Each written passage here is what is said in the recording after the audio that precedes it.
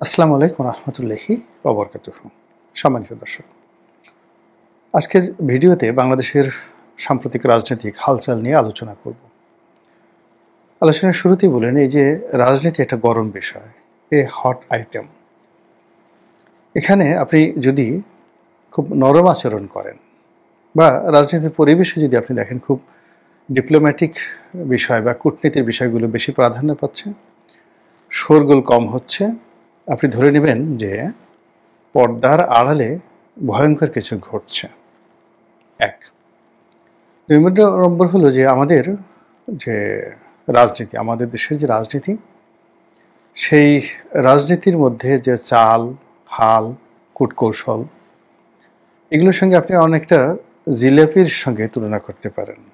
আবহমান বাংলায় জিলাপির যে জনপ্রিয়তা, এটা আবাল বৃদ্ধ বনিতা, খুব ডায়াবেটিস ইদানিং যাদের খুব বেশি হয়ে গেছে, তারা ছাড়া মোড়লের সবাই যদি গরম গরম জিলাপি কাউকে দেওয়া হয়, একেবারে ভেজে ভেজে দেওয়া হলো, সেই জিলাপি পছন্দ করেন না। আমাদের বাঙালির মধ্যে এরকম লোকের সংখ্যা খুব অল্প। ২ নম্বর হলো যে জিলাপির বৈশিষ্ট্য, বলা হয় যে জিলাপিতে ২.৫টি পেস দেওয়া হয়। তো দুটো চক্কর দেওয়া হয়, দুটো চক্কর দিয়ে আবার মাঝামাঝি আর একটা টান দিয়ে এই জিলাপির যে ভাঁজ, এই ভাঁজটি যাকে বলা হয় ক্লোজ করা হয়। তো ২.৫ পেসের এই জিলাপি এখন আর নেই। এখন জিলাপিতে বহু পেঁয়াজ হয়ে গেছে, কিন্তু বাঙালি কালচারে এই ২.৫ পেঁয়াজটি রয়ে গেছে। ২.৫ পেঁয়াজ যদি আপনি ধরেন, আমাদের দেশের আবহমান বাংলার নারীর যে শাড়ি পরার যে রীতি, এখানে জনপ্রিয় কিন্তু ২.৫ পেঁয়াজ। আবার যদি পুরুষের ধুতি পরা, একটা সময় পুরুষ ধুতি পরত, হিন্দু মুসলমান সবাই এদেশে যারা আছেন তারা ধুতি পরতেন। তো সেই ধুতির ক্ষেত্রেও কিন্তু ২.৫ পেঁয়াজ অত্যন্ত জনপ্রিয় একটা বিষয়। আর সেই শব্দ থেকে আড়াই শব্দটি এখানে এসেছে। মূল ব্যাপার হলো যে আড়াই শব্দটিকে দিয়ে যদি আপনি ধরেন, আমাদের দেশে যে কোনো কাজ সুষ্ঠুভাবে করার জন্য সাধারণত ডবল লেয়ার, ২ স্তরের একটা আলাপ আলোচনা থাকে। যেমন বিয়ে শাদী, এই যে দেখুন বিয়ে শাদী মানে ডবল কথা, আলাপ আলোচনা। তো এই যে বাংলা ধারায় যে বিয়ে শাদী, আলাপ আলোচনা, আলাপ সালাপ, গপ্প সপ্প, মানে সব জায়গাতে আমাদের কালচারের সঙ্গে ২ স্তরের একটা রক্ষা বহু রয়ে গেছে। আর সেটিকে মোটামুটি আড়াআড়িভাবে যদি আপনি সেটিকে একটা শেপ দিতে চান, তাহলে এই যে রক্ষা বহুটা রয়েছে, সেই রক্ষা বহুর মাঝামাঝি আপনাকে একটা টান দিতে হবে, একটা বাঁধ দিতে হবে। তো এই জিলাপির পেঁয়াজ, শাড়িতে ২.৫ পেঁয়াজ, তারপরে ধুতিতে ২.৫ পেঁয়াজ, এরপরে আমাদের যে প্রবাদ প্রবচনে যে প্রতিটি শব্দের সঙ্গে একটা সহজ শব্দ থাকে, এই কালচারের সঙ্গে পাল্লা দিয়ে আমাদের যে রাজনীতি, সেই রাজনীতিতে গরম নরম একটা ভাব থাকবে। মানে এখানে খুব গরম থাকবেন একচেটিয়াভাবে, এখানে আপনাকে যেভাবে একটা ফ্যাসিবাদের চরিত্র দিয়ে দেবে, আপনি ইচ্ছা করলে হিটলারের মতো বা মুসলিনের মতো এই বাঙালিকে আপনি খুব বেশি দিন রাখতে পারবেন না। এই বাংলাদেশে বহু মানুষ চেঙ্গিস খান হওয়ার চেষ্টা করেছেন, হালাকু খান হওয়ার চেষ্টা করেছেন, কিন্তু পারেননি। তারা একবার চেষ্টা করেছেন, ২বার চেষ্টা করেছেন, এবং ২.৫বারে গিয়ে তারা জাস্ট তাদের জীবনের ছেদ ঘটেছে। তো সেই দিক থেকে আপনি যদি শেখ হাসিনার সর্বশেষ জমানা দেখেন, তাহলে আপনি দেখবেন যে দুটো নির্বাচন করেছে। ২ নম্বরের দুটো নির্বাচন, আর ২.৫ পেঁয়াজ মানে আর একটা নির্বাচন করেছে, ৩ নম্বর নির্বাচন, কিন্তু সেটা ২.৫ পেঁয়াজ পর্যন্ত যেতে পারেনি। ২.৫ পেঁয়াজের মধ্যেই কিন্তু সেই নির্বাচনের ইতি ঘটেছে। তো আমাদের এই যে বাংলায় বর্তমান যে রাজনীতি চলছে, এই রাজনীতিতেও এখন ২.৫ পেঁয়াজের খেলা চলছে। গরম গরম জিলাপির যে আবহাওয়া, সেই আবহাওয়াটা চলছে।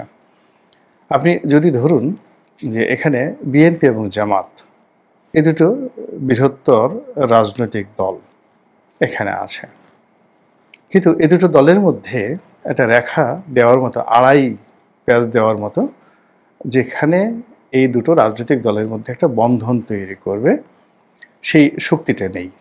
অতীতের কথা চিন্তা করেন, বিএনপি এবং আওয়ামী লীগ যখন রাজনীতি করত, তো সেখানে 2.5 দেওয়ার জন্য জাতীয় পার্টি ছিল, 2.5 দেওয়ার জন্য জামাত ছিল। আর এখন দুটো রাজনৈতিক দল দুটো ভিন্ন অ্যাঙ্গেল থেকে রাজনীতি নিয়ন্ত্রণ করার চেষ্টা করছে, এবং এখানে এই দুটো রাজনৈতিক দলের মধ্যে একটা বন্ধন কিংবা ধরুন একটা যাকে বলা হয় রাজনৈতিক সম্পর্ক, এটা হওয়ার মতো কোনো অবস্থা নেই। ফলে আমাদের যে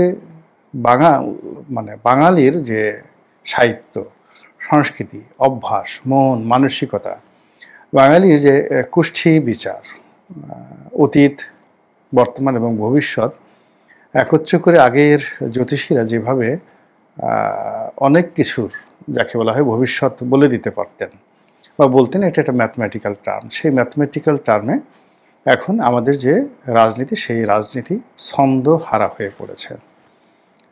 এগুলো এক।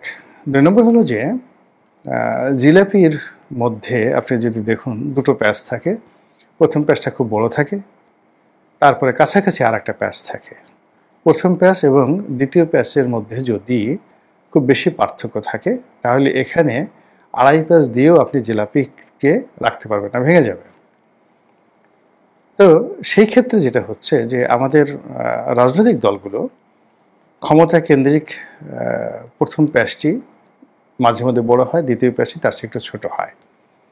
কিন্তু যদি প্রথম প্যাচের বা যাকে বলা হয় আকার আকৃতি ধরুন 100, বা আপনি গোল করে একটা বৃত্ত তৈরি করলেন, সেটার পরিমাণ হলো একটা ফুটবলের মতো,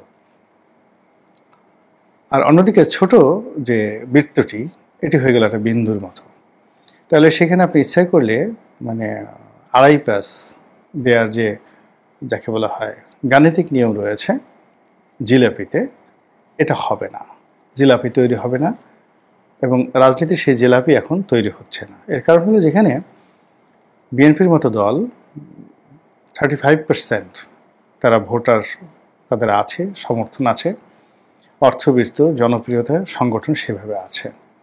আর সেখানে যদি জামাতের জনপ্রিয়তা ভোটার সংখ্যা দেখেন নট মোর দ্যান 5%, ফলে কি হলো 35% ভোটারকে দিয়ে যদি আপনি একটা বৃত্ত তৈরি করেন, আর তার মধ্যে যদি 5% ভোটারকে দিয়ে আপনি আরেকটা সার্কেল বৃত্ত তৈরি করেন, তাহলে বোঝার চেষ্টা করুন যে 18 কোটি মানুষের মধ্যে বিএনপি করা মানুষের সংখ্যা প্রায় 7 কোটি।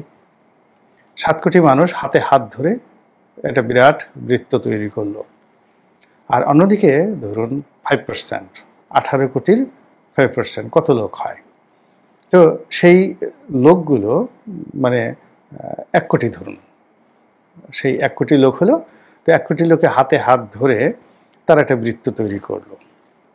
এখন এই বৃত্তের মাঝামাঝি যদি আপনাকে একটা রেখা টানতে হয়, তাহলে এরকম একটা দল দরকার যে মূলত অ্যাটলিস্ট 1.5 থেকে 2 কোটি লোক যদি না হয়, তাহলে এই 7 কোটি মানুষের যে বৃত্ত, সেই বৃত্তের মাঝামাঝি জিলাপির মতো একটা বন্ধন তৈরি করতে পারবে না।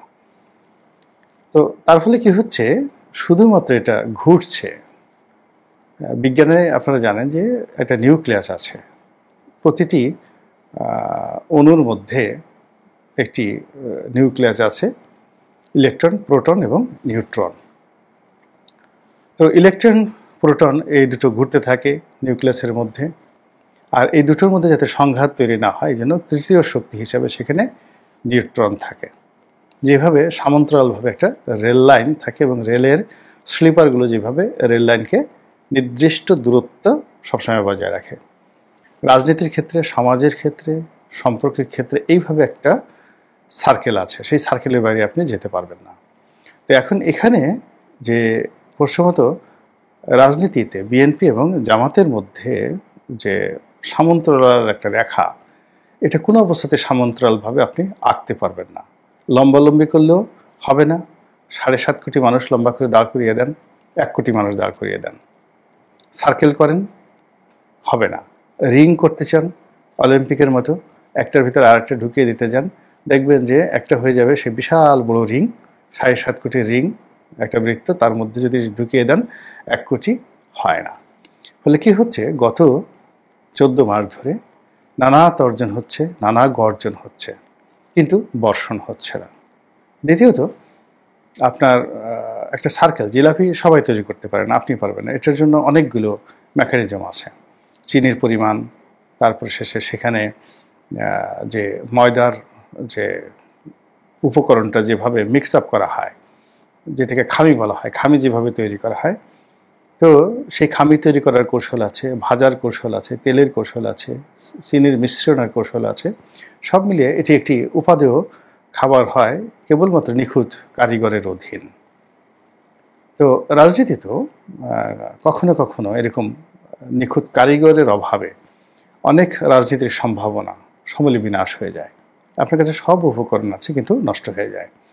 এখন এই মুহূর্তে যারা বিএনপি এবং আওয়ামী লীগের মধ্যে সমঝোতা করার চেষ্টা করেছেন বা করে চলেছেন, কিংবা ধরুন এই দুটো দলের উপর আধিপত্য দেখাতে চাচ্ছেন, এই দুটো দলকে পরিচালনা করতে চাচ্ছেন ডক্টর মোহাম্মদ ইউনূস এবং তার যারা সহযোগী লোকজন রয়েছেন, তারা আর যাই হোক না কেন রাজনীতির কারিগর নন। জিলাপির কারিগর শুধুমাত্র জিলাপি বানাতে জানে, কিন্তু আপনি যদি একজন অ্যারোনটিক্যাল ইঞ্জিনিয়ার এনে দেন, আপনি যদি নাসার একজন পাইলটকে এনে দেন, কেউ মানে পৃথিবীর সবচেয়ে বড় রকেট যিনি চালান তাকে এনে দেন, টমাস আলভা এডিসনের মতো একজন লোককে এনে দেন, বলে যে তুমি জিলাপি বানাও, সে পারবে না।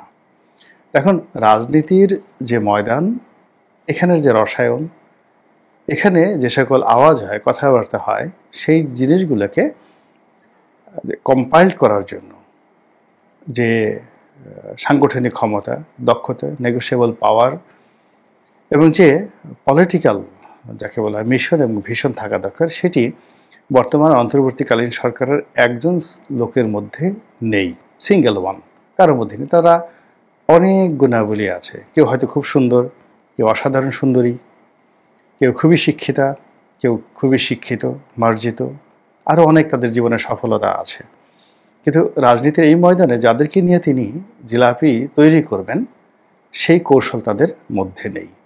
ফলে গত 14 মাসে আমরা যে অশ্বডিম্ব পেয়েছি এবং আমরা যে যাকে বলা হয় দুর্নাম এবং বদনামের শিকার হয়েছি, এবং আমাদের জনজীবনে যতটুকু সম্ভাবনা ছিল, প্রায় প্রতিটি সম্ভাবনা যেভাবে ক্রমশ নেতিবাচকতার দিকে এগিয়ে যাচ্ছে, তাতে করে আজকের যে রাজনীতি, যে সম্ভাবনা, যে আওয়াজ শুনতে পাচ্ছেন, সেটা নির্বাচন হোক, সেটা জুলাই সনদ হোক, কিংবা সেটা সংবিধান সংশোধন হোক, অথবা সংস্কার হোক, কোনোটার মধ্যেই কোনো সম্ভাবনার যে বীজ এখন পর্যন্ত সেটা বপন করা হয়নি। ফলে দিশাহীন একটা জাতি অনির্ধারিত একটা গন্তব্যে এগিয়ে চলছে। সেই গন্তব্য কোথায় এবং কিভাবে শেষ হবে, একমাত্র বিশ্বজাহানের মালিক আল্লাহ রাব্বুল আলামিন জানেন। মহান আল্লাহ আমাদের সবাইকে হেদায়েত দান করুন এবং হেফাজত করুন। আসসালামু আলাইকুম ওয়া রাহমাতুল্লাহি ওয়া বারাকাতুহু।